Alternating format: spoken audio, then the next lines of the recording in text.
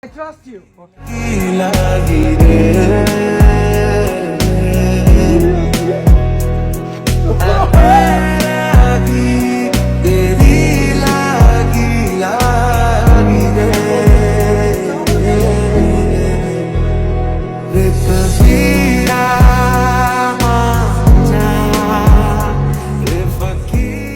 মেহের কিন্তু আমরা মক্কা উমরা করতে গেছিলাম, গায়ে অ্যাক্সিডেন্ট করছিল। আল্লাহর রহমতে বাবা মার দোয়ার আপনাদের ভালোবাসার কারণে কিন্তু মেয়ের বেঁচে আছে। আজকে 95% ডেড হয়ে কথা ছিল।